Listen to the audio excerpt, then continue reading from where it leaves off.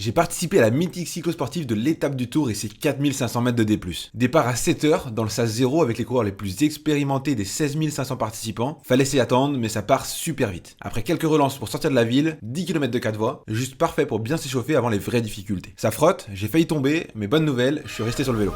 D'ailleurs, avant de grimper, abonne-toi pour pouvoir suivre mes prochaines aventures. Au pied de la côte d'Héry-sur-Ugine, je laisse partir le groupe de tête et je me cale à mon rythme afin de ne pas exploser. Sur une épreuve de plus de 6 heures, la gestion est primordiale. J'arrive au sommet de cette montée, frais, tout pile dans mes zones de puissance, mais surtout dans les temps prévus pour atteindre mon objectif de finir entre 6h13 et 6h43. Maintenant, on attaque la première descente où je vais me faire une grosse frayeur en manquant de tomber au premier virage. Au moins, je vais faire attention pour la suite de la journée. On enchaîne avec le col des saisies, que je vais plutôt bien monter, toujours concentré sur mes zones. La descente, par contre, un vrai plaisir, avec des vrais bouts droits qui permettent de prendre beaucoup de vitesse et de remonter un max de position que j'ai perdu dans les montées. Mais ça y est, on est au pied du col qui terrifiait tous les participants, le col du Pré. Le col statistiquement le plus dur aujourd'hui, mais aussi le plus dur des 21 étapes du Tour de France Pro de cette année. Autant dire qu'il a fait des dégâts avec ses pentes à plus de 10%. C'était terrible pour moi, mais je me suis accroché. Certes, plus difficilement que les deux précédents, mais j'arrive au sommet dans les temps. Mini descente et on enchaîne avec le Cormet de Roseland. Pas si difficile que ça sur le papier, mais l'enchaînement m'a tué moralement. Et je perds beaucoup de temps. Ça sera ma pire montée de la journée au final. En arrivant au sommet, je m'arrête souffler quelques minutes pour remplir mes bidons. Je suis dans les temps, mais j'ai perdu toute l'avance accumulée sur le début de l'étape. Je profite de la descente pour récupérer au mieux avant la dernière ascension. Le col de la Plagne avec ses 20 km à 7% de moyenne. Pour réussir mon objectif, je dois mettre moins d'1h30 pour arriver au sommet. Ça va être dur car après 5 heures d'épreuve, mon organisme était vraiment fatigué. Mais avec tous les encouragements et beaucoup de motivation, j'ai réussi à me dépasser et même si j'ai faibli un petit peu au milieu, j'ai su me relancer dans les 3 derniers kilomètres pour franchir la ligne au sprint en 6h30 et 40 secondes. Je suis mort, mais je suis content.